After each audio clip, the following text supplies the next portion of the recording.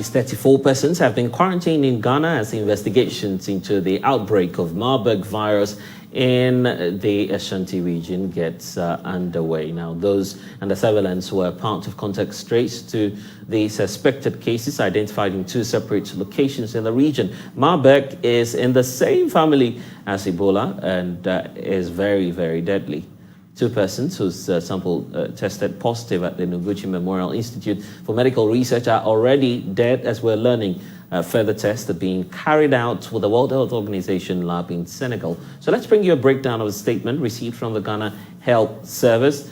Portions indicating that the Marburg virus disease, formerly known as Marburg hemorrhagic fever, is a severe and often fatal illness in humans. Now, you also need to know that it is in the same family, as we were indicating earlier, as the deadly Ebola virus. The average MVD cases fatality rate is around 50%, and case fatality rates have varied from 24% to 88% in the past outbreaks, depending on virus strain and also case management. Now, early supportive care, as we're learning as well, comes with rehydration, and also symptomatic treatment improves survival. There is as yet no licensed treatment, as we're learning, proven to neutralize the virus, but a range of blood products, immune therapies, and also drug therapies are currently under development. Now, what you also need to know is that community engagement is key to successfully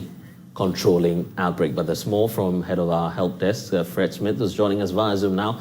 So Fred, obviously we know that if indeed the cases are confirmed, that would mean that Ghana would become maybe the second in West Africa recording this case, right?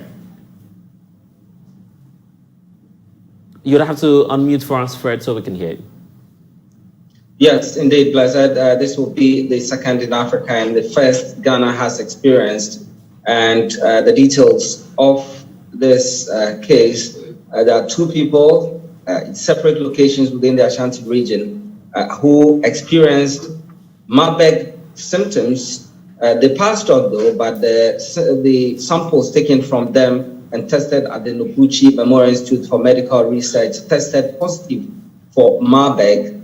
And the samples have been sent to WHO collaborative laboratory in Senegal, and they are conducting further tests to further confirm if this is indeed the Marburg virus.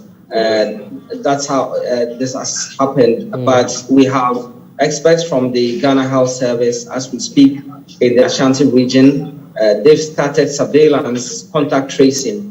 And it's a reason we know that some 34 persons have been quarantined. And I'm getting more interested on the details as to how the infections spread all the way to the Ashanti region, particularly when we know that one of the most frequent visits from outside this country normally happens at the Kotoka International Airport. Do we know what the dynamics are and the means of transmission as to why we're having it in the Ashanti region and not the national capital? Well, Blessed, the host for the Marburg virus, the virus that causes the Marburg virus disease, is the bats. So it will mean investigations are underway though, but most likely you'd have people consuming bats. And that's a very popular delicacy in the Ashanti region there.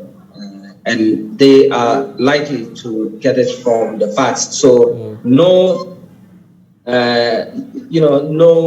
external links to this yet.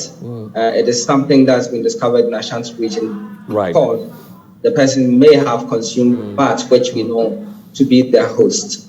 I'm getting scared already about the implications, likely impact even on your reproductive health. Tell us more about that. Yes, indeed. As part of the advisory from the WHO, persons who have contracted Marburg virus disease are not supposed to be having unprotected sex for up to about a year, 12 months. I mean, and even after 1 year, you'd have to test negative twice before you can be considered to be safe to continue having it, because there's always a trace in your semen which you can pass on to your partner. The advice, if you still want to have sex, is to practice safe sex, use a condom, and avoid kissing. And that's the only way. And since that would be very difficult, abstinence is advised. Anyway, but in terms of the days to come, the measures from the Ghana Health Service, are we getting at least a little info coming through from the Health Service in terms of what it intends to do in the coming days? Do we have any bits and pieces of information on that? Yes, in the next hour, we will be having an update from the Ghana Health Service. The experts have been on the ground. The surveillance and contact tracing started as early as this morning, and they've been doing it. So we'll get an update, and it's possible those who've been quarantined could go up. And once we get that, we'll get to know the extent to which the virus has spread within the region.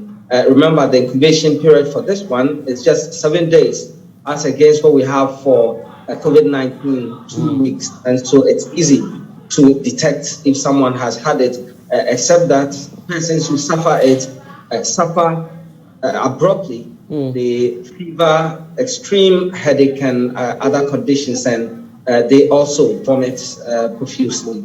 And curious minds are already asking the question if there's a likely link to lockdowns and restrictions in the wake of a Marburg infection.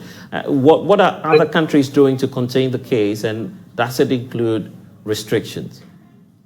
Well, we're not at the lockdown and other restrictions yet, except that the advice is for you to avoid contact, because that's how it spreads. Bodily fluids from one person to the other. So if you you visit places where there's overcrowding, avoid those places. If you are close to people as you speak, maintain social distancing. It's another way, just like we did for COVID-19. And avoid unprotected sex as it is. Anyway, Fred, would have to leave it here, head of our health desk here at Joy News. You're still with us on The Pulse. We'll return shortly. Please stay.